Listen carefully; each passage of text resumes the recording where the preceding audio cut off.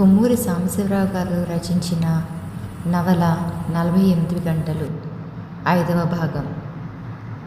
ఏం చెయ్యాలి?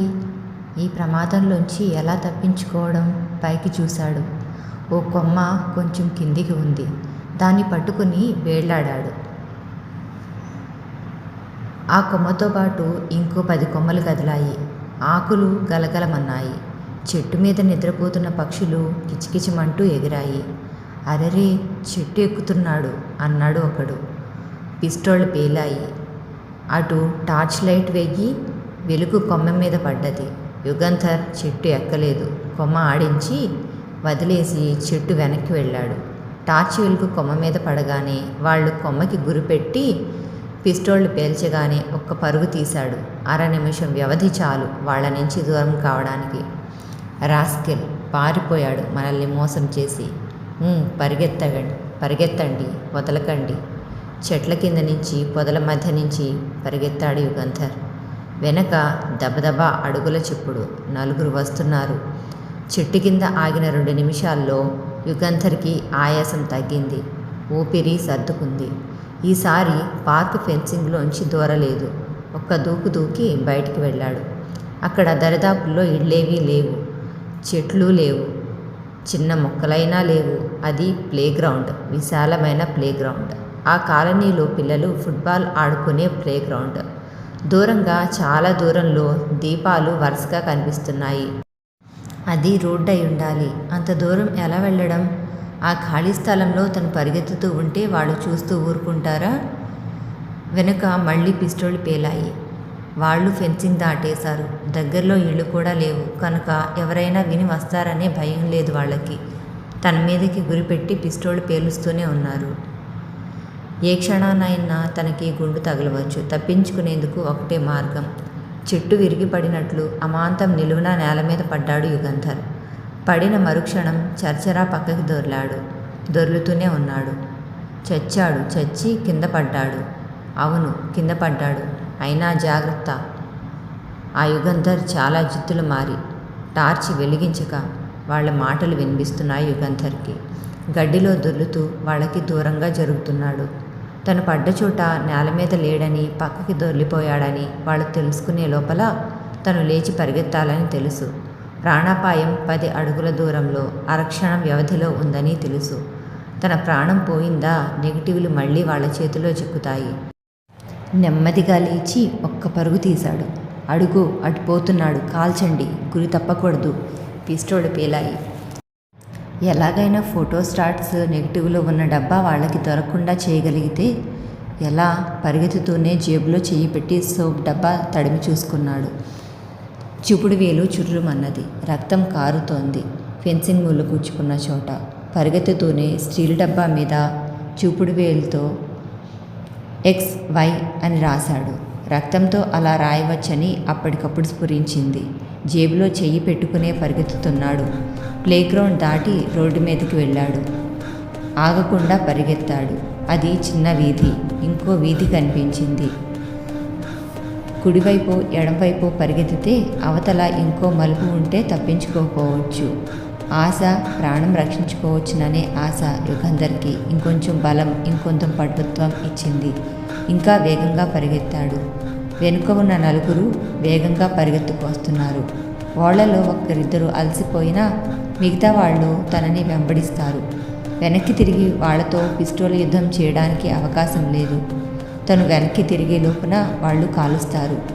వీధి చివరికి చేరుకున్నాడు. కుడివైపు తిరగబోతున్నాడు. అప్పుడు చూశాడు మలుపులో ఒక పోస్ట్ బాక్స్ని. మెరుపులా మెరిసింది ఓ ఆలోచన. ఆ పోస్ట్ బాక్స్ వెనక ఆగాడు. జేబులో ఉన్న సోప్ బాక్స్ చటుక్కున బయటికి తీసి పోస్ట్ బాక్స్లో పడేశాడు. అమ్మయ్య, తన బాధ్యత తీరింది అని గట్టిగా ఊపిరి పీల్చాడు యుగంధర్. పోస్ట్ బాక్స్ వెనక నుంచి చూశాడు. 10 గజాల దూరంలో ఉన్నారు వాళ్ళు. యుగంధర్ మళ్ళీ పరుగు తీశాడు. తన ముందు ఒకడు పరిగెత్తుతున్నాడు. ఎవరతను? తనని దాటి ముందుకు వెళ్ళాడు. యుగంధర్ అడుగుల చప్పుడు వినిపించగానే అతను వెనక్కి తిరిగాడు. చేతిలో పిస్టల్ ఉంది. యుగంధర్ సందేహించలేదు. పరిగెత్తుతూ పిస్టల్ పేర్చాడు. అతను కింద పడ్డాడు. అతని మీద నుంచి దూకి పరిగెత్తాడు.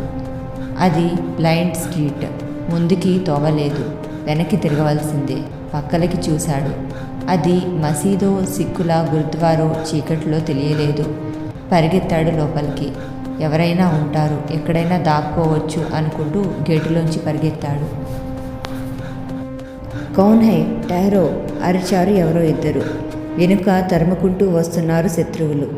పకడో పకడో చోర్ అరిచారు వాళ్ళు. అప్పటి వరకు చీకటిగా ఉన్న ఆ స్థలమంతా వెలుగుతో నిండిపోయింది. ఇట్టే దీపాలు వెలిగాయి. కుడివైపు నుంచి, ఎడంవైపు నుంచి, ముందు నుంచి, వెనక నుంచి ఎవరో వస్తున్నారు. నేను దొంగని కాను అని అరవబోయాడు యుగంధర్. గొంతు రాలేదు. ఎవరో తన మీదకి ఒక్క ఉరుకు ఉరికారు.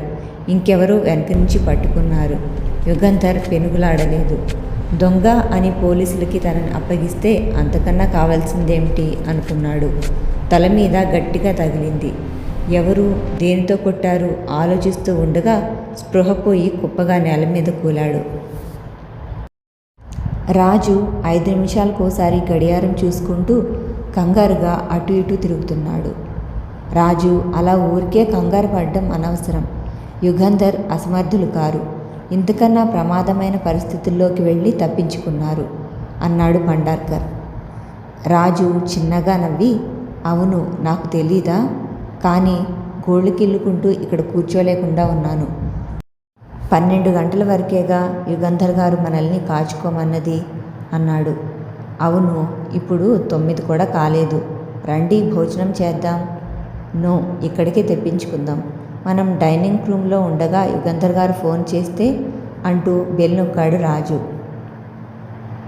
హోటల్ కుర్రాడు రాగానే తనకి భండార్కర్కి భోజనం తెమ్మని మళ్ళీ పచారులు చేయడం ప్రారంభించాడు. ఇద్దరూ భోజనం పూర్తి చేసేటప్పటికి 9:30 అయింది. రాజు, రిలాక్స్, అంత టెన్షన్ మంచిది కాదు. ఈ పాటికి మీకు ఇటువంటి పరిస్థితులు మామూలై ఉండాలిగా అన్నాడు భండార్కర్. రాజు భండార్కర్ వైపు తిరిగి, అసలు నా భయానికి కారణమేమిటో మీకు తెలుసా అడిగాడు. ఏమిటి? చైనీస్ ప్రభుత్వపు కే జాబితాలో యుగంధర్ పేరు మొదటిది. రాజు ఈ విషయం చెప్పగానే భండార్కర్ చటుక్కున లేచి నిల్చుని, ఈ విషయం మీకెలా తెలుసు అడిగాడు. కే అంటే కిల్, అది చంపవలసిన మనుష్యుల జాబితా అని భండార్కర్కి తెలుసు. మా కాత్య మీకు తెలుసుగా. కాత్యాకి ఇంకా కొంతమంది స్నేహితులు ఉన్నారు చైనాలో. వాళ్ళు ఆమెకి కబురు పంపారు.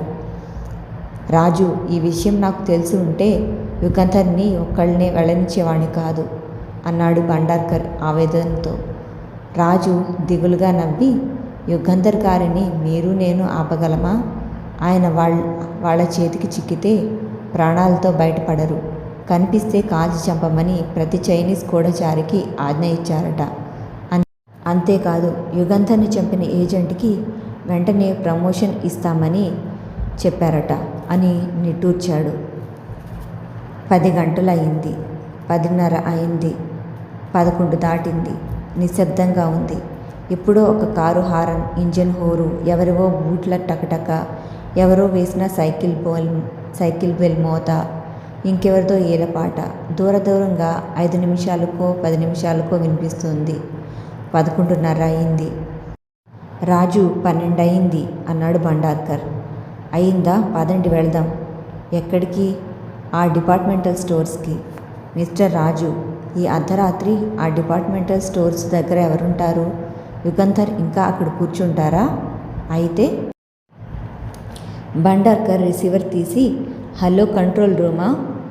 Yes, taxi number DLB 19021, Fiat car, 1964 model. ఈ కారు ఎక్కడున్నదో తెలుసుకోవాలి. నో, కారు యజమాని ద్వారా ఏమీ తెలీదు. ఆ కారులో డిటెక్టివ్ యుగంధర్ టాక్సీ డ్రైవర్గా వెళ్ళారు. అవును, గవర్నమెంట్ పని మీద. I want quick action. అన్ని పోలీస్ స్టేషన్లకి ఫోన్ చేయండి. పోలీస్ కార్లు, వ్యాన్లు అన్నీ బయటికి పంపండి. ఢిల్లీలో ఒక్కొక్క వీధి, సందు ఏ చోట విడవకుండా వెతకమనండి. అర్జెంట్. అవును, నేను ఇక్కడే ఉంటాను. ప్రతి 10 నిమిషాలకి రిపోర్ట్ ఇవ్వండి. నెంబర్ రాసుకోండి అని రిసీవర్ పెట్టేసి ఢిల్లీ పోలీస్ బలగం యావత్తు ఈ పని మీద వెళ్తోంది. యుగంధర్ వెళ్ళిన టాక్సీ ఎక్కడున్నా కనుక్కొని మనకి తెలియజేస్తారు అన్నాడు రాజుతో. ఆ దుర్మార్గులు ఆ టాక్సీని ఏ షెడ్లోనో దాచి ఉంటే వీధిలో ఉందని నిశ్చయమేమిటి అన్నాడు రాజు. నిశ్చయమేమీ లేదు. ఇంతకన్నా ఏం చేయగలమో మీరు చెప్పండి. ఇప్పుడు మనం ఆ స్టోర్స్కి వెళ్ళడం వృధా అన్నాడు భండార్కర్. రాజు భండార్కర్ని చూసి తల ఊపి, యు ఆర్ కరెక్ట్. ఇప్పుడు మనం ఆ డిపార్ట్మెంటల్ స్టోర్స్కి వెళ్ళి చేయగలిగింది ఏమీ లేదు. పగలైతే కొంత వాకప్ చేయొచ్చు అంటుండగా టెలిఫోన్ మోగింది. భండార్కర్ రిసీవర్ తీసుకొని ఎస్ భండార్కర్ హియర్ అని నిమిషం తర్వాత రిసీవర్ పెట్టేసి, ఆ కారు గురించి ఏ పోలీస్ స్టేషన్కి కబురు రాలేదంట అన్నాడు. రాజు మళ్ళీ పచార్లు ప్రారంభించాడు. 10 నిమిషాల తర్వాత మళ్ళీ టెలిఫోన్ మోగింది. నో ఇన్ఫర్మేషన్ అన్నాడు భండార్కర్ రిసీవర్ పెట్టేసి. యుగంధర్ ఏదో చిక్కులో ఇరుక్కున్నారు, సందేహం లేదు. లేకపోతే మనకి ఫోన్ చేసి ఉండేవారు అన్నాడు రాజు. తల ఊపాడు భండార్కర్. ఇంకో 10 నిమిషాల తర్వాత ఫోన్ మోగింది. డివిజన్ 12 పోలీస్ స్టేషన్ వాళ్ళు వాళ్ళ డివిజన్లో లేదని నిశ్చయంగా చెప్పారట అన్నాడు భండార్కర్.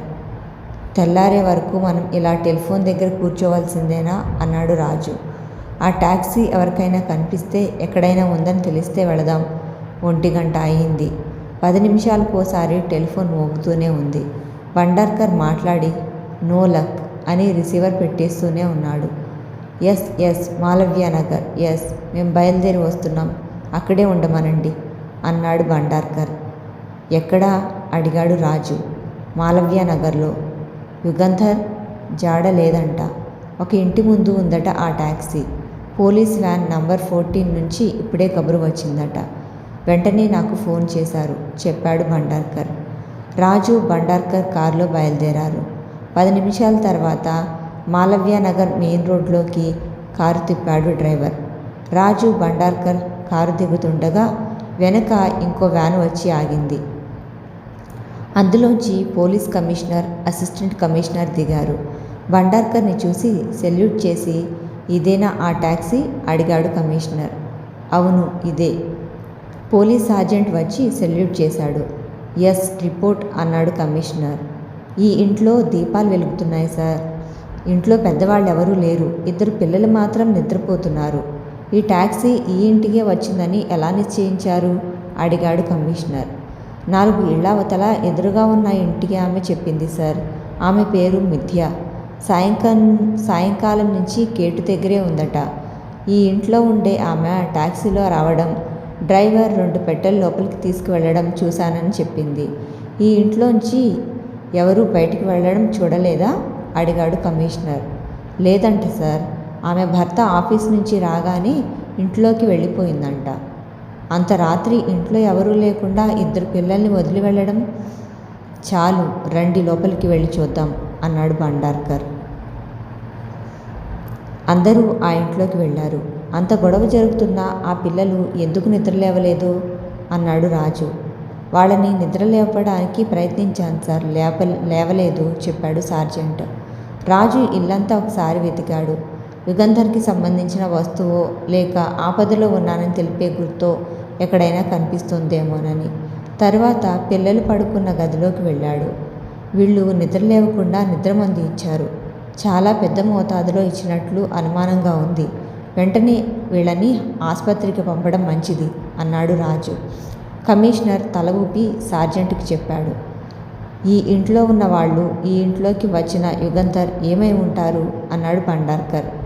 అసలు ఈ ఇంట్లో ఎంతమంది ఉంటున్నారు, వాళ్ళ పేరేమిటి, వాళ్ళు ఏ ఉద్యోగాలు చేస్తున్నారు, ఇవన్నీ తెలుసుకోవాలి ముందు రాజు సలహా ఇచ్చాడు. యు ఆర్ కరెక్ట్ అని కమిషనర్ పోలీసు ఉద్యోగుల్ని ఆ విషయాలు తెలుసుకునేందుకు పంపాడు. ఎవరి దగ్గరైనా టార్చ్ లైట్ ఉంటే ఇస్తారా అడిగాడు రాజు. అసిస్టెంట్ కమిషనర్ టార్చ్ ఇవ్వగానే రాజు కాంపౌండ్లోకి వెళ్ళాడు. టార్చ్ వెలుగులో నేలని చెట్లని పరీక్షగా చూస్తూ ఇంటి వెనుక వైపుకి వెళ్ళాడు. పక్కనున్న ఇంటికి ఆ ఇంటికి మధ్య ఉన్న ప్రహరీ గోడ దగ్గర ఆగిపోయాడు. ఈ చెప్పులు ఇక్కడెందుకున్నాయి? పాతవి, ఉపయోగపడనివి కావు. ఆడవాళ్ల చెప్పుల జత. ఒకటి ఓ పక్కన పడుంది, ఇంకోటి దానికి 5-6 అడుగుల దూరంలో ఉంది. ఎందుకిక్కడ పడున్నాయి ఆలోచిస్తున్నాడు రాజు. ఏమిటి రాజు చూస్తున్నారు అడిగాడు భండార్కర్. రాజు చెప్పి టార్చ్ లైట్ గోడ మీద వేశాడు. గుర్తులు మరకలు ఏవీ కనిపించలేదు. ఎవరో ఆమె హడావిడిగా ఇక్కడికి వచ్చి చెప్పులు కాళ్ళ నుంచి తన్నేసి గోడ ఎక్కిందని అనుమానంగా ఉంది. ఆ టార్చ్ పట్టుకోండి అని టార్చ్ భండార్కర్కి ఇచ్చి రాజు గోడ ఎక్కాడు. భండార్కర్ చేతిలోంచి టార్చ్ తీసుకొని వెలుగు అవతల వైపు వేశాడు. వెంటనే అటువైపు పక్కింటి కాంపౌండ్లోకి దూకాడు. మీరు రండి, ఈమె ఎవరో స్పృహ లేకుండా పడి ఉంది అని ఆమె నాడి చూశాడు. కొట్టుకుంటూనే ఉంది. టార్చ్ వెలుగు మొహం మీద వేశాడు. ఆమె కళ్ళు మూసుకొని ఉన్నాయి. తల మెడ పరీక్ష చేశాడు. గాయమేమైనా ఉన్నదా అని. లేదు. స్పృహ పోయి ఎంతసేపటి నుంచి ఇక్కడ పడి ఉందో. వెంటనే ఆసుపత్రికి పంపాలి అన్నాడు రాజు. పిల్లల కోసం అంబులెన్స్ వస్తోందిగా, అందులో ఈమెని పంపుదాం చెప్పాడు భండార్కర్. ఈమె చీరా జాకెట్ గమనించారా? ఏముంది గమనించడానికి? డిపార్ట్మెంటల్ స్టోర్స్ దగ్గరికి యుగంధర్ని రమ్మన్నది ఈమె. సందేహం లేదు. ఈమెకి స్పృహ వస్తే యుగంధర్ గారి విషయం చెప్పగలదు. సరే, నేను వెళ్ళి స్ట్రెచ్చర్ పంపుతాను, మీరు ఇక్కడే ఉండండి అని భండార్కర్ మళ్ళీ గోడ ఎక్కాడు. హడావుడిగా పక్క ఇంట్లో వాళ్ళు లేచి దీపాలు వెలిగించి వచ్చారు. వాళ్ళకి రాజు చెప్పాడు జరిగిన సంగతి. 10 నిమిషాల తర్వాత స్ట్రెచ్చర్ తీసుకొచ్చారు అంబులెన్స్ వాళ్ళు. ఆమెని పిల్లల్ని ఆసుపత్రికి పంపారు. ఈ ఇంట్లో ఉన్న వాళ్ళ విషయం వాకప్ చేయడానికి మీరు పంపిన ఆయన ఇంకా రాలేదా అడిగాడు కమిషనర్ని. లేదు, ఒక్కరిని కాదు 10 మందిని పంపాను, వస్తారు అన్నాడు కమిషనర్. 5 నిమిషాల తర్వాత 2 కానిస్టేబుల్స్ వచ్చి 10 గంటలప్పుడు ఈ ఇంట్లోంచి కొందరు బయటికి పరిగెత్తడం చూశామని చెప్పాడు సార్ ఒక అతను అన్నాడు. సైలెన్సర్ ఫిక్స్ చేసిన పిస్టోళ్ళు చప్పుడు వినిపించిందని ఒక ఆయన చెప్పారు సార్ అన్నాడు రెండో కానిస్టేబుల్. ఏడవకపోయారు, బయటికి వచ్చి ఏంటో చూడొద్దు వాళ్ళు అన్నాడు భండార్కర్ విసుగ్గా. 10 నిమిషాలకోసారి ఓ 2 పోలీసులు వచ్చి రిపోర్ట్ చేస్తూనే ఉన్నారు. అరగంట తర్వాత సార్జెంట్ హడావిడిగా వచ్చి రండి సార్ రండి అన్నాడు. ఎక్కడికి, ఎందుకు అడిగాడు కమిషనర్. అవతల ప్లేగ్రౌండ్ వెనుక ఓ వీధిలో గురుద్వార్ ఉంది. యుగంధర్ గారు ఆ దుర్మార్గులు అక్కడికి వెళ్ళారు. యుగంధర్ ఇంకా అక్కడే ఉన్నారా అడిగాడు రాజు. లేరు, ఆ దుర్మార్గులు ఆయన్ని ఎత్తుకుపోయారు. ఏంటయ్యా ఏంటా చెప్పడం, ఏం జరిగిందో వివరంగా చెప్పు కోపడ్డాడు కమిషనర్ సార్జెంట్ని. అంటే 10:15 మధ్య ఎవరో ఒక అతను గురుద్వార్లోకి పరిగెత్తుకు వచ్చాడంట. అతన్ని తరుముకుంటూ కొందరు వచ్చారంట. దొంగేమోనని అతన్ని గురుద్వార్లో ఉన్న మనుషులు పట్టుకున్నారట. తరుముతో వచ్చిన వాళ్ళలో ఒకడు అతన్ని తల మీద దేనితోనే కొట్టాడంట. అతను స్పృహ తప్పి కింద పడిపోయాడు. దొంగ కాదని, తమ బంధువని, పిచ్చివాడని, అతనికి స్పృహ ఉండగా పట్టుకొని ఇంటికి తీసుకెళ్లడం సాధ్యం కాదని, అందుకే స్పృహ పోయేందుకు అలా కుట్టామని వాళ్ళు చెప్పారట. ఒక అతను వెళ్ళి 10 నిమిషాల్లో కారు తీసుకొచ్చాడంట. అతన్ని ఎత్తుకు వెళ్ళి కారులో పడుకోబెట్టి గురుద్వార్ వాళ్ళకి థ్యాంక్స్ చెప్పి వెళ్ళిపోయారట వాళ్ళు చెప్పాడు సార్జెంట్. సరే పద, ఆ గురుద్వార్ చూపించు అన్నాడు రాజు. అందరూ వెళ్ళారు గురుద్వార్కి. అక్కడ ఉన్న వాళ్ళని రాజు తరచి ప్రశ్నలు వేశాడు. వాళ్ళ జవాబులు బట్టి స్పృహ తప్పి కింద పడిన మనిషి యుగంధరేనని నిశ్చయించుకున్నాడు. యుగంధర్ని తరుముకుంటూ వచ్చిన దుర్మార్గుల ఆనవాళ్లు చెప్పమని అడిగాడు. చీకట్లో వాళ్ళెవరూ సరిగా చూడలేదని, వాళ్ళు తెచ్చిన కారు నంబరు చూడలేదని, కారు రంగేమిటో కూడా గమనించలేదని చెప్పారు. యుగంధర్ గారు శత్రువులకి చిక్కిపోయారు. సందేహం లేదు, భండార్కర్ యుగంధర్ గారు కేలిస్ట్లో ఉన్నారని చెప్పానుగా. మళ్ళీ ఆయన ప్రాణాలతో మనం చూస్తామని నాకు నమ్మకం లేదు అన్నాడు రాజు. అతని గొంతు జీరపోయింది. భండార్కర్ రాజు వీపు మీద చెయ్యి వేసి, రాజు అలా భయపడకండి. మీరు చెప్పినట్లు యుగంధర్ వాళ్ళ కేలిస్టులో ఉంటే ఇక్కడే చంపేసి ఉండేవాళ్ళు. చెప్పకుండా బందీగా తీసుకువెళ్ళారంటే ఇక్కడ ఇంతమంది ఉండగా ఎలా చంపుతారు? నో, మనం ఇక్కడ ఉండి చేసేదేం లేదు. ఆసుపత్రికి వెళ్ళి ఆమెకు స్పృహ వచ్చిందేమో చూద్దాం. స్పృహ వచ్చి ఉంటే ఏమైనా చెప్పగలుగుతుంది అని రాజుని కారెక్కించుకొని భండార్కర్ అక్కడి నుంచి బయలుదేరి. తెల్లారుతుండగా మరాషినోకి తెలివి వచ్చింది. తలకి దెబ్బ తగిలిందని, ప్రమాదం ఏమీ లేదని చెప్పాడు డాక్టర్. భండార్కర్ రాజు మంచం పక్కన నిల్చున్నారు. ఆమె కళ్ళు తెరిచే వరకు. నేను డిటెక్టివ్ యుగంధర్ అసిస్టెంట్ రాజుని. ఈయన స్పెషల్ బ్రాంచ్ డైరెక్టర్ భండార్కర్.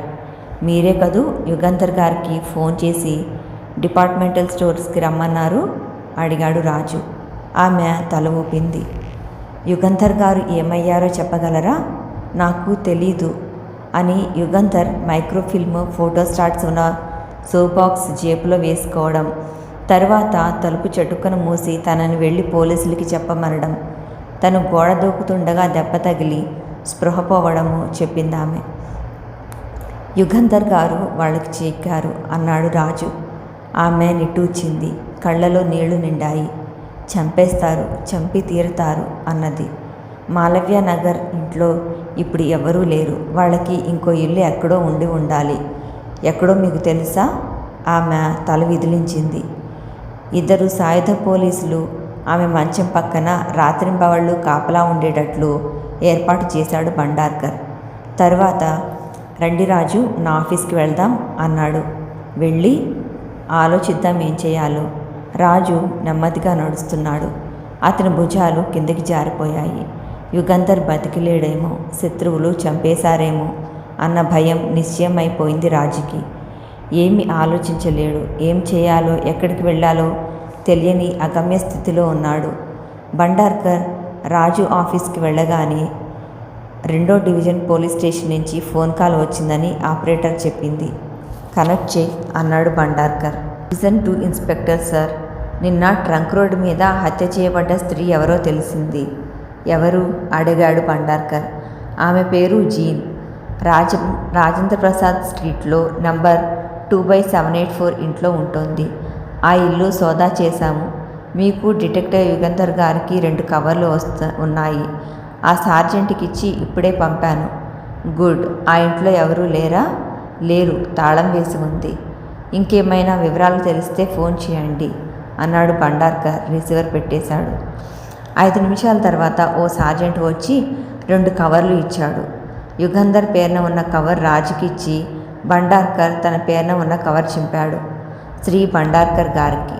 నా పేరు జీన్. నేను పాకిస్తాన్ గూఢచారిణిగా ఈ ఊళ్ళో ఉంటున్నాను చాలా ఏళ్ల నుంచి. మీ డిపార్ట్మెంట్కి నా విషయం తెలియకపోవడానికి కారణం నా తెలివితేటలు కావు, మీ అసమర్థత కాదు. ఇప్పటి వరకు నేను చెప్పుకోదగ్గ పని ఏది చేయలేదు మా ప్రభుత్వం తరపున.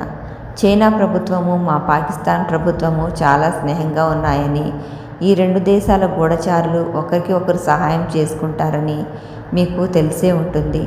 హాయ్టాయ్ అనే చైనీస్ గూఢచారి ఢిల్లీలో ఉంటున్నాడని, అతను ఏదైనా సహాయం అడిగితే చెయ్యమని నన్ను మా ప్రభుత్వం ఆజ్ఞాపించింది. ఇవాళ హాయ్టాయ్ నాకు కబురు పంపారు. మాలవ్య నగర్లో ఓ ఇంట్లో అతన్ని కలుసుకున్నాను. ఒక రహస్య నివేదిక తాలూకు మైక్రోఫిల్మ్ సంపాదించానని, ఫోటోస్టాట్స్ తీశానని, వాటిని మా ప్రభుత్వానికి అందజేయమని చెప్పి కొన్ని ఫోటోస్టాట్స్ నాకు ఇచ్చాడు. వాటిని తీసుకొని ఇంటికి వచ్చి జాగ్రత్తగా చదివాను. ఆ ఫోటోస్టాట్స్లో విషయాలు ఇప్పుడు వెల్లడి అయితే భారతదేశానికి చాలా అపకారం జరుగుతుందని తెలుసుకున్నాను. విదేశ ప్రభుత్వాల సహాయం మీ ప్రభుత్వానికి లభించకపోవచ్చు. ప్రజలు ప్రభుత్వానికి ఎదురు తిరగవచ్చు. ప్రతిపక్షాల వాళ్ల పర్యవసానాల విషయం ఆలోచించకుండా ప్రజల్ని రెచ్చగొడతారు. ఈ విషయాలు గ్రహించాను. భారత ప్రభుత్వానికి అపకారం చేయడం నాకు ఇష్టం లేదు. భారతదేశంలో అల్లకల్లోలం చెలరేగడం మా ప్రభుత్వానికి లాభం అని నేను నమ్మడం లేదు. అందుకే ఈ నివేదిక విషయం, హాయ్టాయ్ విషయం అధికారులకు చెప్పి వాటిని మీరు సంపాదించేందుకు సహాయపడాలని నిశ్చయించుకున్నాను. తిన్నగా మీ ఆఫీసుకు వచ్చి మీతో చెప్పి ఉండవచ్చు.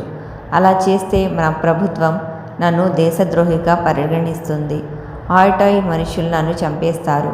నిజానికి నేను ద్రోహిని కాను. పాకిస్తాన్కి ద్రోహం చేయడం లేదు. భారతదేశానికి అన్యాయం జరగకూడదని నా తాపత్రయం. డిటెక్టివ్ యుగంధర్ గారికి ఈ విషయం స్వయంగా వెళ్ళి తెలియజేయడానికి నిశ్చయించుకున్నాను. నా వృత్తి అనుక్షణ ప్రమాదాలతో, అనుమానాలతో కూడుకున్న వృత్తి. నేను యుగంధర్ గారిని కలుసుకునేందుకు ప్రయత్నిస్తుండగా నన్ను చంపడానికి వాళ్ళు పూనుకుంటే, నేను మరణిస్తే, అందుకే ఈ ఉత్తరం రాస్తున్నాను. చైనీస్ గూఢచారి హాయ్టాయ్ మాలవ్య నగర్లో పరమశివం అనే పేరుతో ఉంటున్నాడు. ఇట్లు జీన్. భండార్కర్ ఆ ఉత్తరం రాజుకిచ్చి, ఒక మిస్టరీ తెలిసిపోయింది అన్నాడు. యుగంధర్కి రాసిన ఉత్తరంలోనూ అవే విషయాలున్నాయి. రాజు నిట్టూర్చి, ఈ హాయ్టాయ్ మనుషులే జీన్ని చంపి ఉండాలి అన్నాడు. భండార్కర్ తల ఊపాడు. రాజు లేచి నిలబడి ఆ గురుద్వార్ దగ్గరికి వెళ్తున్నాను. యుగంధర్ గారు ఆ దుర్మార్గుల నుంచి తప్పించుకోవడానికి హాయ్టాయ్ ఇంటి నుంచి అంత దూరం పరిగెత్తారు. నా కోసం ఎక్కడో ఏదో గుర్తు తనని ఎక్కడికి తీసుకెళ్తున్నది తెలిపే గుర్తు పెట్టి ఉండవచ్చు. ఆ హాయ్టాయ్ ఎక్కడ దాక్కున్నా సరే వెతికి పట్టుకొని వాడి చేత యుగంధర్ గారిని ఎక్కడ దాచింది ఏం చేసింది చెప్పిస్తాను. నివేదిక అపహరించిన అతన్ని పట్టుకొని చంపేయమని మీరు కోరినప్పుడు యుగంధర్ గారు అటువంటి పని చేయనన్నారు, జ్ఞాపకం ఉందా? మహారాష్ట్రతో మాలవ్యనగర్లో ఇంటికి యుగంధర్ గారు వెళ్ళినప్పుడు హాయ్టాయ్ని సులభంగా కాల్చి చంపే అవకాశం ఆయనకి కలిగిందని ఆమె చెప్పింది. కానీ హాయ్టాయ్ని చంపలేదు. కనికరం చూపినందుకు బలి అయ్యారు. వండార్కర్, నేను వెళ్తున్నాను. నేను ఎంతమాత్రం కనికరం చూపించను. హాయ్టాయ్ శవం మీకు అప్పచెప్తాను అని రాజు చర్చరా వెళ్ళిపోయాడు. వండార్కర్ 2 చేతులు తల మీద పెట్టుకొని బల్ల మీద తలవాల్చాడు. యుగంధర్ని ఈ కేసులోకి రప్పించింది, మృత్యు దగ్గరికి పంపింది తనే. ఇప్పుడు రాజు వెళ్తున్నాడు. ఏమవుతాడో? రాను రాను తను స్ట్రెయిన్ తట్టుకోలేకపోతున్నాడు. తనకి ఇంకా 2 ఏళ్ల సర్వీస్ ఉంది. తర్వాత రిటైర్ కావచ్చు. యుగంధర్ కళ్ళు తెరిచాడు. తల బద్దలవుతోంది. చూపు మసకగా ఉంది. వెంటనే కళ్ళు మూసుకుపోయాయి. తెరుద్దామంటే తెరుచుకోవడం లేదు. దాహంతో నోరెండుకుపోతోంది. అతి కష్టం మీద కళ్ళు తెరిచాడు. ఎవరిదో ఒక మొహం తన మొహానికి దగ్గరగా ఉంది. దాహం అన్నాడు నీరసంగా. చెంచాతో నోట్లో పోసింది తీయని నీళ్లు. 5-6 చెంచాలు పోసి ఆపింది. ఇంకా అన్నాడు యుగంధర్. ఆమె ఇంకో 4 చెంచాల నోట్లో పోసి ఎలా ఉంది అడిగింది.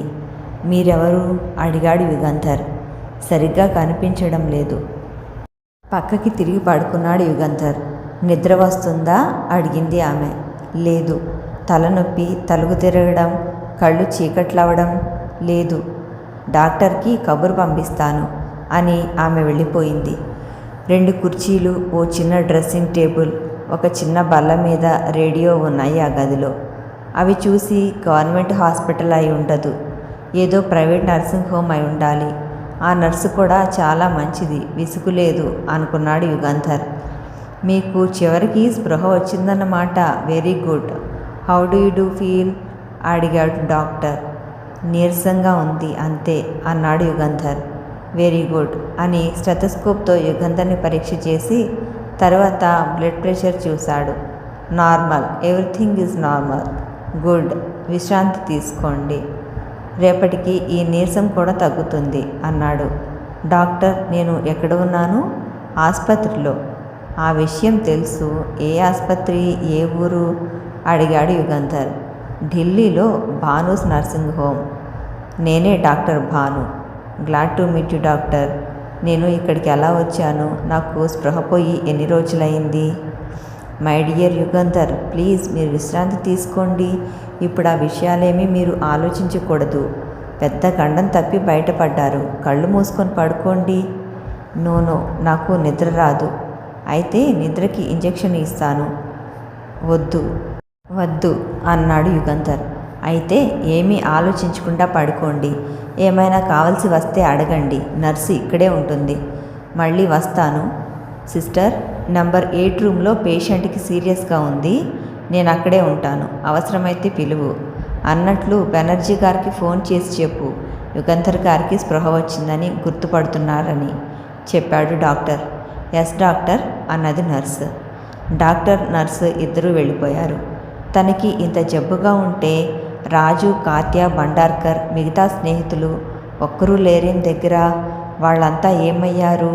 ఆ నివేదిక మైక్రోఫిల్మ్ ఏమైంది? జ్ఞాపకం చేసుకోవడానికి ప్రయత్నించాడు యుగంధర్.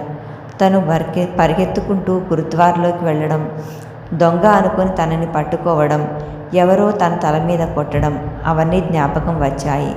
తను పోస్ట్ బాక్స్లో పడేసిన డబ్బా అధికారులకి అందిందా? అలా ఆలోచిస్తుండగా నర్సు తిరిగి వచ్చింది. మీరు కళ్ళు మూసుకోలేదన్నమాట అని నవ్వి కుర్చీ మంచం దగ్గరికి లాక్కొని కూర్చుంది. సిస్టర్, ఎవరా బెనర్జీ? నాకు స్పృహ వచ్చిందని ఆయనకి ఎందుకు ఫోన్ చేయడం అడిగాడు యుగంధర్. 3S బెనర్జీ మీకు తెలీదా?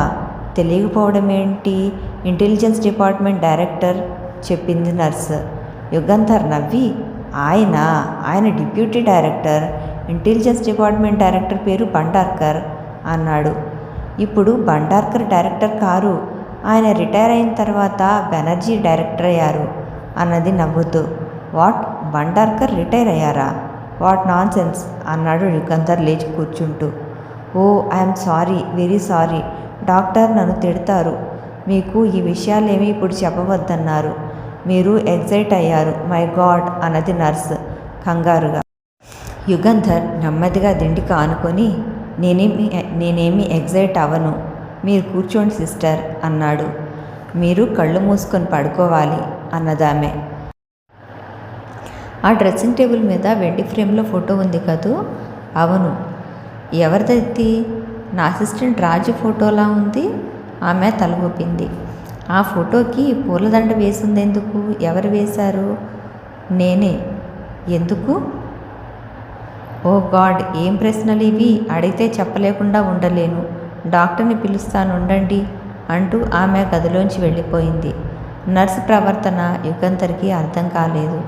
నెమ్మదిగా లేచి కూర్చుని గదంతా కలయి చూశాడు. తన పక్కన ఉన్న బల్ల మీద గ్లాసులు, సీసాలు, థర్మామీటర్, ఓ చిన్న అద్దం ఉన్నాయి. అక్కడ ఈ అద్దం ఎందుకుంది? బహుశా నర్సుదై ఉంటుంది. 10 నిమిషాలకోసారి మొహానికి పౌడర్ వేసుకుంటుందేమో. యుగంధర్ చేయి చాపి అద్దం అందుకున్నాడు. మొహం చూసుకొని నిర్ఘాంతపోయాడు. జుట్టు బాగా పాల్చిపడింది. కణతగల దగ్గరే కాకుండా నుదుటిపై జుట్టు కూడా బాగా నెరిసిపోయింది. మొహం మీద కొద్దిగా ముడతలు. 5-6 ఏళ్ళు వయసు పెరిగినట్లు కనిపిస్తున్నాయి. అంతలో బయట బూట్ల చప్పుడు వినపడింది. అద్దం బల్ల మీద పెట్టేశాడు. ముందు డాక్టర్, వెనుక నర్సు హడావిడిగా వచ్చారు. What is this Yugandhar? మీరు కూడా క్వాలిఫైడ్ మెడికల్ మ్యానే కదా. నేను ఇచ్చిన ఇన్స్ట్రక్షన్స్ ఖాతరు చేయకపోవడం బాగాలేదు. మీరు ఇలా ప్రవర్తిస్తారని నేను అనుకోలేదు అంటూ యుగంధర్ గుండె పరీక్ష చేశాడు. Thank God you are normal అని కుర్చీ మంచం దగ్గరికి లాక్కొని కూర్చున్నాడు. మీకు మళ్ళీ స్పృహ పోయిందంటే అందరూ నన్ను పట్టుకొని వేధిస్తారు అన్నాడు డాక్టర్ భాను. ఎవరా వేధించేది? మిగతా సర్జన్స్. మద్రాసు, బొంబాయి, వేలూరు, హైదరాబాద్ నుంచి న్యూరో సర్జన్లని పిలిపించింది ప్రభుత్వం. నేను ఒక్కడిని ట్రీట్ చేయలేదు మిమ్మల్ని. అందరం కలిసి ఆలోచించుకుని ట్రీట్ చేశాము. లండన్లో ఉన్న న్యూరో సర్జన్ని కూడా కన్సల్ట్ చేశాము. అలాగా? ఏమిటి నా కంప్లైంట్ అడిగాడు యుగంధర్. నిజానికి చాలా సింపుల్, కానీ అర్థం కాని కాంప్లికేషన్స్ వచ్చాయి. ఎన్ని రోజులైంది నేను ఈ ఆసుపత్రిలోకి వచ్చి? డాక్టర్ భాను నవ్వి, oh you are trying to pump me for information. ఇంత పెద్ద జబ్బు చేశాక కూడా మీ మెదడు ఇంత చురుగ్గా ఉందంటే మీరు ప్రపంచ ప్రఖ్యాతి ఎలా సంపాదించారో తెలుస్తోంది. శ్రీ బెనర్జీ నిన్ననే బొంబాయి వెళ్ళారు. రేపు సాయంకాలం వస్తారు. నేను మీకు ఏమీ చెప్పకపోతే మీరు ఆలోచిస్తూ కూర్చుంటారు. బ్లడ్ ప్రెషర్ ఎక్కువ అవుతుంది కనుక మీ ప్రశ్నలకి జవాబు చెప్పడమే మంచిది. ముందు మీ బ్లడ్ ప్రెషర్ చూడనివ్వండి అంటూ బ్లడ్ ప్రెషర్ చూసి నార్మల్ అని కూర్చొని, ఈ ఆసుపత్రికి వచ్చి ఎన్ని రోజులయ్యిందని అడిగారు కదూ? షాక్ అవ్వకండి, చాలా రోజులైంది. 4 ఏళ్ళయింది అన్నాడు. 4 ఏళ్ళ అన్నాడు యుగంధర్ తన చెవుల్ని తనే నమ్మలేక. అవును, మీ తల ఎముకకి దెబ్బ తగిలి చిట్లిపోయింది. చిన్న స్ప్లింటర్ బ్రెయిన్లో కూర్చుకుంది. మిమ్మల్ని ఇక్కడికి తీసుకురాగానే నేను ఎమర్జెన్సీ ఆపరేషన్ చేశాను. మీ ప్రాణం కాపాడగలిగాను. కానీ మీకు స్పృహ రాలేదు. చాలా ప్రమాద స్థితిలో ఉన్నారు. మద్రాస్ నుంచి న్యూరో సర్జన్ శంకర్ నాయర్, బొంబాయి నుంచి డాక్టర్ కడేకర్, వేలూరు నుంచి డాక్టర్ మాథ్యూస్ వచ్చారు. వాళ్ళని ప్రభుత్వం పిలిపించింది. అందరం ఆలోచించి లండన్లో న్యూరో సర్జన్ జేమ్స్ బ్రాడ్లీ ఆర్నాల్డ్ని కన్సల్ట్ చేసి ఇంకో 2 సార్లు ఆపరేషన్ చేశాము. మొదటి 3 నెలలు మీ స్థితి క్షణక్షణ గండంగా ఉంది. అఫ్కోర్స్ మీరు బతుకుతారని మేము ఎవరూ అనుకోలేదు చెప్పాడు డాక్టర్ భాను. ఇంకో విషయం, నేనింత జబ్బుగా ఉంటే నా అసిస్టెంట్ రాజు ఏమయ్యాడు? మద్రాసులో ఉండి పని చేసుకుంటున్నాడా? I'm very sorry Yugandhar. మిమ్మల్ని ఇక్కడికి తీసుకువచ్చింది మీ అసిస్టెంట్ రాజే. మీరు ఎవరో చైనీస్ గూఢచారుల చేతుల్లో చిక్కుపోయారంట. వాళ్ళు మిమ్మల్ని చంపి ఉంటారని అందరూ అనుకున్నారు. ఆ చైనీస్ గూఢచారులని పట్టుకొని చంపుతానని మీ అసిస్టెంట్ రాజు ఒంటిగా బయలుదేరాడట. ఎలా కనుక్కున్నాడో ఆ వివరాలు నాకు తెలీదు. ఆ దుర్మార్గులు మిమ్మల్ని కారులో వేసుకొని చండీగఢ్ వైపు వెళ్తుంటే రాజు ఇంకో కారులో వాళ్ళని వెంబడించాడంట. ఎక్కడో రోడ్డు మీద వాళ్ళని బటకాయించి వాళ్లతో పోట్లాడాడట. పిస్టోళ్లు పేల్చుకున్నారట. వాళ్లలో ముగ్గురిని రాజు చంపేశాడు. తను తీవ్రంగా గాయపడ్డాడు. మిమ్మల్ని కారులో వేసుకొని తిన్నగడ్డిల్లి వచ్చాడు. అతను వస్తున్న రోడ్లో ఈ నర్సింగ్ హోమ్ మొదట ఉండడం వల్ల ఇక్కడికి వచ్చాడు. అప్పుడు నేను ఇక్కడే ఉన్నాను. రాజు ఒళ్ళంతా రక్తం. ఎలా కారు డ్రైవ్ చేసుకువచ్చాడో ఆలోచిస్తే ఇంకా నాకు ఆశ్చర్యంగా ఉంది. మనోబలం అంతా దేహబలం ఇచ్చి ఉంటుంది. ఇక్కడికి వచ్చిన అరగంటకి రాజు మరణించాడు. యుగంధర్ గుండె దిగజారిపోయింది. తనని రక్షించడానికి వచ్చి రాజు మరణించాడు. మీ అసిస్టెంట్ కాత్య మర్నాడు మద్రాసు నుంచి వచ్చింది. రాజు ఫోటో ఆమె ఇక్కడ పెట్టింది. ఆ ఫోటోకి రోజు పూలదండ వేయమని నర్సుకి చెప్పింది. రాజుకి ప్రెసిడెంట్ అవార్డు ఇచ్చారు. పత్రికలో వేసిన ఆ వార్త కత్తిరించి ఉంచాను, చూస్తారా అని నర్సుకి చెప్పాడు. తన గదిలో ఉన్న ఓ ఫైల్ తీసుకురమ్మని. నర్సు నిమిషంలో ఫైల్ తెచ్చి ఇచ్చింది. ఫైలులోంచి ఒక కాగితం తీసి యుగంధర్కి ఇచ్చాడు డాక్టర్ భాను. డిటెక్టివ్ రాజుకి వీరచక్ర, ఢిల్లీ, ఏప్రిల్ 28, 1966. ప్రఖ్యాత డిటెక్టివ్ యుగంధర్ అసిస్టెంట్ రాజు ఇటీవల మరణించాడని దానిలో ఉంది. యుగంధర్ చదివి ఆ కాగితం డాక్టర్కి ఇచ్చి, ఆ బిరుదు రాజుకి ఎందుకిప్పుడు, ఏం చేసుకుంటాడు దాన్ని అన్నాడు దీనంగా. 5 నిమిషాలు మౌనంగా ఉన్నాడు. తర్వాత కళ్ళల్లో తడి వేళ్లతో తుడుచుకొని, కాత్య ఏమైంది అడిగాడు యుగంధర్. కాత్య మర్నాడు మద్రాసు నుంచి వచ్చింది. పాపం, మీరన్న రాజు అన్న ఆమెకి ఎంతో ఇష్టం. కుళ్ళి కుళ్ళి ఏడ్చింది. చైనీస్ గూఢచారి హాయ్టాయ్ అనే అతను తప్పించుకు పారిపోయాడని, అతనే రాజు చావుకి మీ స్థితికి కారకుడని తెలియగానే ఎక్కడున్న ఆ హాయ్టాయ్ని వెతికి పట్టుకొని చంపి కసి తీర్చుకుంటానని వెళ్ళిపోయింది. ఎక్కడికి? చైనాకి. చంపేస్తారని వెళ్ళవద్దని శ్రీ భండార్కర్ ఎంతో చెప్పి చూశారు. ఆమె వెళ్ళి తీరుతానంది. ఈ గొడవ చర్చ నా ఆఫీస్ గదిలో జరిగింది. అందువల్ల నాకు తెలుసు. ఆ మధ్య శ్రీ బెనర్జీని అడిగాను కాత్య ఏమైందని. చైనా వెళ్ళిందని, ఆ తర్వాత ఏమైందో తెలీదని అన్నారు. అవును, కాత్య అంత ఉద్రేకం ఉన్న మనిషే. తన పేరు కే జాబితాలో ఉన్నదని తెలిసి చైనా వెళ్ళింది. కాత్యాని ఇక ఈ జీవితంలో తను చూడడు, రాజుని చూడడు. ఆ ఫోటో ఒకసారి ఇలా ఇవ్వండి అడిగాడు యుగంధర్. నర్సు రాజు ఫోటో ఇచ్చింది. యుగంధర్ ఆ ఫోటోని 5 నిమిషాలు దీక్షగా చూసి పక్కన పెట్టి, భండార్కర్ రిటైర్ అయ్యారన్నమాట. అవును, 2 ఏళ్ల క్రితమే ఆయన సర్వీస్ అయిపోయి ఉంటుంది. ఇప్పుడు ఢిల్లీలో లేరా అడిగాడు. లేరు, పూనాలో ఉంటున్నారు. పూనా ఆయన సొంత ఊరంట. సంవత్సరం క్రితం ఈ ఊరు వచ్చినప్పుడు ఇక్కడికి వచ్చారు. మీకు స్పృహ రాగానే తనకి తెలియజేయమని అడ్రస్ ఇచ్చారు. ఇవాళ ఉత్తరం రాస్తాను అని లేచి నిల్చున్నాడు డాక్టర్ భాను. యుగంధర్ మనస్సు ఎక్కడో ఉంది.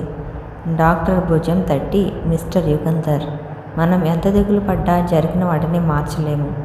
పోయిన వాళ్ళు తిరిగి రారు. ఆకలి వేస్తుంటే ఏమైనా తినండి, బ్రెడ్, బటర్, పళ్ళు. నిద్ర వస్తుంటే నిద్రపోండి. తోచకపోతే నర్సుని పిలిచి రేడియో పెట్టమనండి. వార్తాపత్రిక ఉంది ఆ బల్ల మీద. కళ్ళకి స్ట్రెయిన్ అయితే నర్సుని చదవమనండి. నేను మళ్ళీ వచ్చి చూస్తాను అని డాక్టర్ భాను వెళ్ళిపోయాడు. రాజు లేడు. కాత్య వెళ్ళిపోయింది. భండార్కర్ రిటైర్ అయ్యాడు. తను ఇక రిటైర్ అవ్వచ్చు. ఇంత పెద్ద గాయం తగిలిన తర్వాత ఒంట్లో కూడా మునుపటి శక్తి ఉండదు. ఇలా ఆలోచిస్తూ అరగంట గడిపేశాడు యుగంధర్. నర్సు బ్రెడ్, గ్లాసులో పళ్ళ రసం తీసుకువచ్చింది. నాకిప్పుడు ఏం అక్కర్లేదు అన్నాడు యుగంధర్. తినాలి, తాగాలి, అప్పుడు కానీ మీకు శక్తి రాదు. త్వరగా ఆరోగ్యం కోలుకోదు. ప్లీజ్, నాకు తినాలనిపించడం లేదు. మీ చేత తినిపించకపోతే డాక్టర్ నన్ను తిడతారు అంటూ యుగంధర్ 2 భుజాలు పట్టుకొని లేవదీసి కూర్చోబెట్టి బ్రెడ్ ముక్క తీసి నోట్లో పెట్టింది. నెమ్మదిగా తినండి అన్నది బుజ్జగిస్తూ. తనే గ్లాసు యుగంధర్ నోటికి అందించింది. ఇప్పుడిక పడుకొని విశ్రాంతి తీసుకోండి అన్నది. సిస్టర్, ఆ పత్రిక ఇలాతే. మీ కళ్ళకి స్ట్రెయిన్, నేను చదువుతాను వినండి. స్ట్రెయిన్ అయితే మానేస్తాను అన్నాడు యుగంధర్. పత్రిక ఇచ్చింది నర్సు. అది దినపత్రిక. తేదీ చూశాడు. ఆగస్టు 2, 1970 అని ఉంది. హెడ్లైన్ చూశాడు. భారత ప్రధానికి పెకింగ్లో ఘన స్వాగతం. ప్రభుత్వ లాంఛనాలు తోసిపుచ్చి చైనా అధ్యక్షుడు చాంగ్ కేషేక్ పెకింగ్ విమానాశ్రయానికి వెళ్ళి భారత ప్రధాని స్వయంగా స్వాగతం ఇచ్చారు. విమానాశ్రయం నుంచి అధ్యక్షుని భవనం వరకు ప్రజలు బారులుగా నిలబడి భారత ప్రధాని జోహార్లర్పించారు. ఆశ్చర్యంతో యుగంధర్ మళ్ళీ చదివాడు. మావో ఏమయ్యాడు? చవన్లే ఏమయ్యాడు? ఫార్మోసాలో తలదాచుకున్న చాంగ్ షేక్ చైనా అధ్యక్షుడు ఎలా అయ్యాడు? చైనా కమ్యూనిస్టులు ఏమయ్యారు? భారత ప్రధానికి చైనాలో స్వాగతం ఏమిటి? మళ్ళీ పేపర్ చూశాడు. కరాచీలో హోంమంత్రి ఉద్ఘాటన. భారత ప్రభుత్వం హోంమంత్రి కరాచీలో ఉపన్యసించడం ఏమిటి? మన దేశము, మన ప్రజలు అని మాట్లాడతాడెందుకు? దినపత్రికలో ఆ చిన్న అక్షరాలు చదివేటప్పటికీ యుగంధర్ కళ్ళు నొప్పి పుట్టాయి. పత్రిక పక్కన పెట్టి నర్సును చూసి, పాకిస్తాన్ మనము ఇప్పుడు స్నేహితులమా అడిగాడు. పాకిస్తానా? పాకిస్తాన్ ఎక్కడుంది? అంతా ఒక్కటే. అంటే మనకి వాళ్ళకి యుద్ధం జరిగింది, తరువాత అంతా ఒకటి అయిపోయాం. నాకంతే తెలుసు. రాజకీయ విషయాల్లో నాకు ఇంట్రెస్ట్ లేదు అన్నది నర్సు. మీరు చాలా అలసిపోయారు. 7 గంటలకి డాక్టర్ వస్తానన్నారు అన్నది నర్సు. ఇప్పుడు టైం ఎంత అయింది? 6 గంటలు. అలసిపోయి కళ్ళు మూసుకున్నాడు యుగంధర్. నిద్ర పట్టింది. మళ్ళీ కళ్ళు తెరిచేటప్పటికి గదిలో దీపం వెలుగుతోంది. మంచం పక్కన డాక్టర్ భాను నిల్చొనున్నాడు. ఎలా ఉన్నారు? బాగా నిద్ర పట్టినట్లుందే అన్నాడు డాక్టర్. అవును అంటూ యుగంధర్ లేచి కూర్చున్నాడు. కొంచెం నయంగా కనిపిస్తున్నారు అంటూ నాడి చూసి, తర్వాత బ్లడ్ ప్రెషర్, టెంపరేచర్ చూసి, ఎవ్రీథింగ్ నార్మల్, వెరీ గుడ్. ఆకలి వేస్తుందా అడిగాడు డాక్టర్. యుగంధర్ తల ఊపాడు. సిస్టర్, బ్రెడ్, బటర్, పాలు తీసుకురా, నాకు ఆకలి వేస్తోంది అని మంచం దగ్గర కుర్చీ లాక్కొని, నైట్ డ్యూటీకి నా అసిస్టెంట్ వస్తాడు, నేను మళ్ళీ రేపు పొద్దున 8 గంటలకి వస్తాను అన్నాడు డాక్టర్. భండార్కర్కి ఉత్తరం రాశారా అడిగాడు యుగంధర్. రాశాను. ఇంత త్వరగా కోలుకుంటూ ఉంటే ఇంకో 4 రోజుల్లో ఇంటికి వెళ్ళిపోవచ్చు. యుగంధర్ నవ్వి, తలుచుకుంటే ఆశ్చర్యంగా ఉంది. 4 ఏళ్ళు నేను ఈ మంచం మీద గడిపానా? అన్నట్లు మిమ్మల్ని అడుగుదామనుకున్నాను. పాకిస్తాన్కి మనకి యుద్ధం జరిగిందని, తర్వాత పాకిస్తాన్ లేకుండా పోయిందని నర్సు అన్నది. వివరంగా చెప్పండి అన్నాడు. డాక్టర్ భాను సిగరెట్ వెలిగించి, మీకు ఇప్పుడు ఇవ్వను సిగరెట్, భోజనం అయ్యాకే ఇస్తాను. పాకిస్తాన్ విషయమా? 1966 జూన్లో పాకిస్తాన్ కాశ్మీర్ మీద దాడి చేసింది. భారత సేనలు పాకిస్తాన్ సేనలతో యుద్ధం ప్రారంభించాయి. భారత సైన్యాలు 3 నెలల్లో పాకిస్తాన్ అంతా ఆక్రమించుకున్నాయి. 1967 సెప్టెంబర్ ప్రాంతాలలో యుద్ధం పూర్తి అయింది. ఐక్యరాజ్య సమితి ఆక్రమిత పాకిస్తాన్లో భారత ప్రభుత్వం రిఫరెండం జరిపింది. పాకిస్తానీయులు భారతదేశంలో విలీనం కావడానికి ఓటు వేశారు. అప్పటి నుంచి పాకిస్తాన్ భారతదేశంలో కలిసిపోయింది.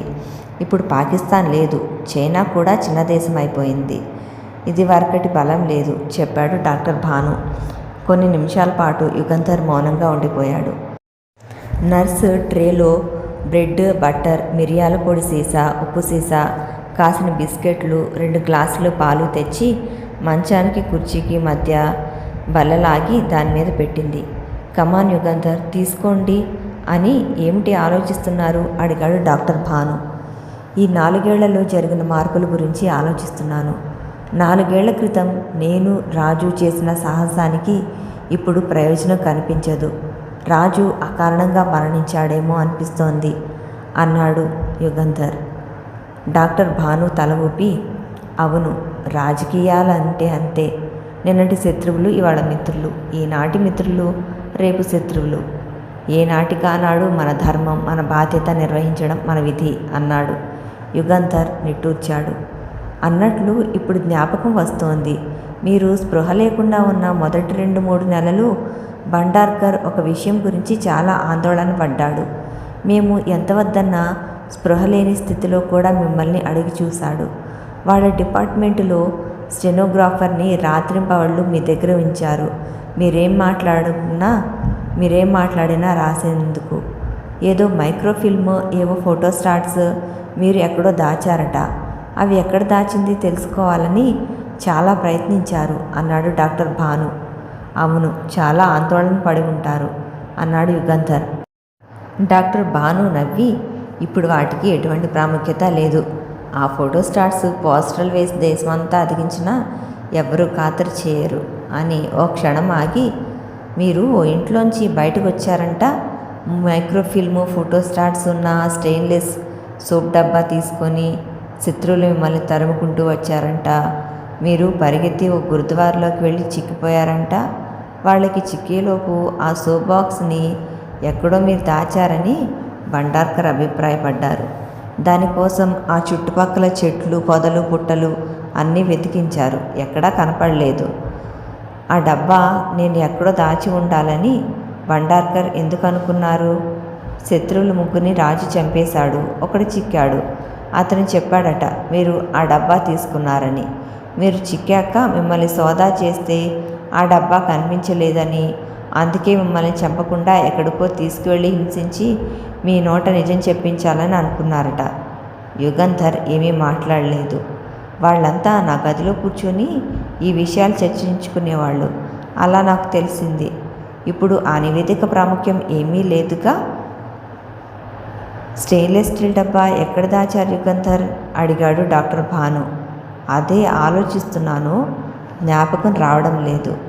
ఆ ఇంట్లోంచి పరిగెత్తడం జ్ఞాపకం ఉంది, తర్వాత ఇంకేం జ్ఞాపకం రావడం లేదు. బహుశా తలకి దెబ్బ తగిలినందువల్లేమో. అవునవును, అయ్యుండొచ్చు. కాసేపు తీవ్రంగా ఆలోచిస్తే జ్ఞాపకం వస్తుందిలేండి. జ్ఞాపకం రాగానే నాకు చెప్తారు కదూ, లేక ఇంకా అది స్టీల్ సీక్రెటా అన్నాడు డాక్టర్ నవ్వుతూ. ఇంకా ఇన్నేళ్ల తర్వాత ఇన్ని మార్పులు వచ్చాక ఇంకా రహస్యం ఏమిటి అంటూ యుగంధర్ బ్రెడ్ మీద వెన్న రాసుకొని కొంచెం ఉప్పు జల్లుకున్నాడు. ఉప్పు పళ్ళెంలో పడ్డది. చూపుడు వేలుతో ఆ ఉప్పుని ఓ పక్కకి తోశాడు. వేలు చుర్రుమని మంట పుట్టింది. యుగంధర్ వేలు చూసుకోలేదు. ఆవులించి, అబ్బా, అప్పుడే నిద్ర వస్తోంది అన్నాడు. దట్స్ గుడ్, నిద్రపోండి. పొద్దున్నే వస్తాను. నర్సు గదిలోనే ఉంటుంది. ఏదైనా కావలిస్తే అడగండి. థ్యాంక్స్ అన్నాడు యుగంధర్. డాక్టర్ భాను వెళ్ళిపోయాడు. యుగంధర్ దిండు మీద జారగలు పడ్డాడు. వీళ్ళు ఎంత నాటకం ఆడారు. డాక్టర్ 4 ఏళ్లు తను స్పృహ లేకుండా పడి ఉన్నాడని చెప్పడం తను నమ్మేశాడు. ఫోటోస్టాట్స్ విషయం చెప్పమని అడగడం వల్ల యుగంధర్కి అనుమానం వచ్చింది. ఈ విషయాలు భండార్కర్ తన గదిలో కూర్చొని చర్చించాడని చెప్పగానే అనుమానం ఎక్కువైంది. ఇతరులు ఉండగా ఇలాంటి విషయాలు భండార్కర్ ఎన్నటికీ చర్చించడు. తన అనుమానాలు నిజమా కాదా, 4 ఏళ్లు కాకపోతే ఎన్ని రోజుల నుంచి తను ఆ నర్సింగ్ హోమ్లో ఉంటున్నాడు, నిజం తెలుసుకోవాలని ఆలోచించే కావాలని పళ్ళెంలో పోశాడు ఉప్పు. ఆ ఉప్పుని చూపుడు వేలుతో తోశాడు. మండింది. తను ఫెన్సింగ్ దాటుతుండగా ముళ్ళు తగిలి వేలు గీసుకోవడం, రక్తం కారడం జ్ఞాపకం ఉంది. 3 రోజుల్లో పూర్తిగా మానిపోయే గాయం ఇంకా ఎందుకు మానలేదు? అంతా వాళ్ళు ఆడిన నాటకం.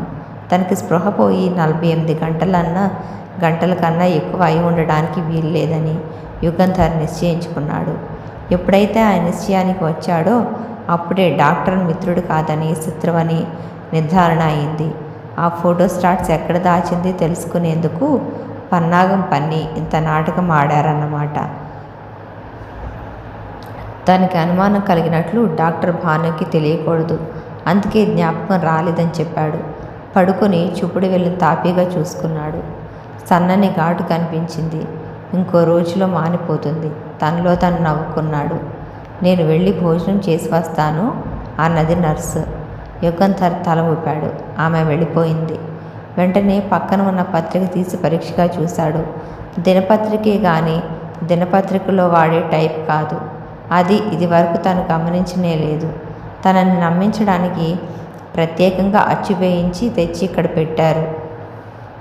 తను నమ్మేటట్లు ఎంతో వాస్తవికంగా కనిపించేటట్లు ఇన్ని కల్పించిన శత్రువుల తెలివికి, వాళ్ళు పడ్డ శ్రమకి శత్రువులని మనసులో ఎంతో మెచ్చుకున్నాడు యుగంధర్.